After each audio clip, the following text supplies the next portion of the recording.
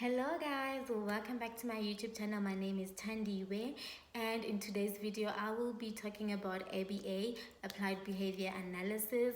I've been prolonging this video for the longest time because I feel like it's a sensitive topic to talk about, especially with all the comments and all the speculations made about ABA. Also, before I get started, guys, I just want to put it out there. It's okay to have your own preferences, to have your own opinion, and to choose not to go a certain route with something. I'm just here to share my opinion and my point of view about ABA. So I studied psychology and I also studied a course in ABA. I've worked with a really good board certified people, and ever since I started working with children on ASD, I have been applying ABA, and honestly for me guys, it's been working. Okay, so ABA comes from a B.F. Skinner, a very well-known psychologist. He was trying to understand human behavior and what is motivating behavior. So he came up with the term behavior conditioning. So he tested behavior through reinforcement and punishment. That's why in most cases when you see someone practicing ABA, they would be applauding or reinforcing or cheering a child up for a behavior, for a very good behavior. And most parents are also against that. Like, why does my child, or why does he have to do this before they get that? But that's how it is also in real life, right? You have to work really hard to get whatever that you want. You have to go sit down and study really hard to get 80% or even 100%. That's just how it is. And with punishment, we take whatever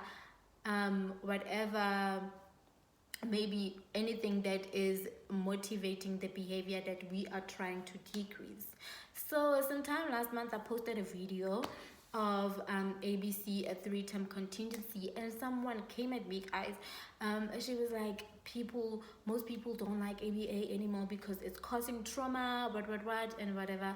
And I did not comment back because I felt like, you know what, she has her own opinion. That's her own opinion, and she has her own experience of ABA, and it's okay. I've got my own experience of ABA, and that's fine, right? So basically, ABC, or 3-term contingency, is every action has a reaction, right? So when you are working with a child and you know that or the child knows that if I start crying, she's gonna let me go, she's not gonna have her way, I'm gonna have my way. So when you studied ABA, you know that, you know what, I'm just gonna redirect this behavior, or I'm just gonna ignore this behavior and try to, like, maybe get her to do maybe 3 trials, and then I can give him or her whatever that they want. Okay, so I know that people have got different experiences about ABA, and that is fine. Another example that I want to make before I end this video, another example that I want to make about ABC is you can use it at home as well, okay, to maybe decrease behavior or to increase the behavior that you like.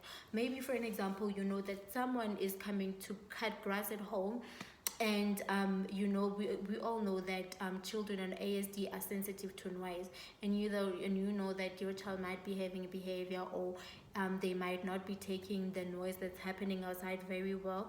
So you might have your noise cancellation headset nearby, so that when the machine starts going on, you put on the headsets to avoid the behavior. So you are using ABA to decrease the behavior that's going to follow. So ABC stands for antecedent, right? What motivates the behavior, and behavior, the B stands for the behavior itself, and the consequence, what are you going to do to avoid the behavior. So yes guys, that's it for ABA for today. If you had any bad experience with ABA, please write it down. Don't hesitate to leave a comment. And if you had a really good experience with ABA, and if it's working for you, please also leave a comment down below. That's it guys, thank you, bye.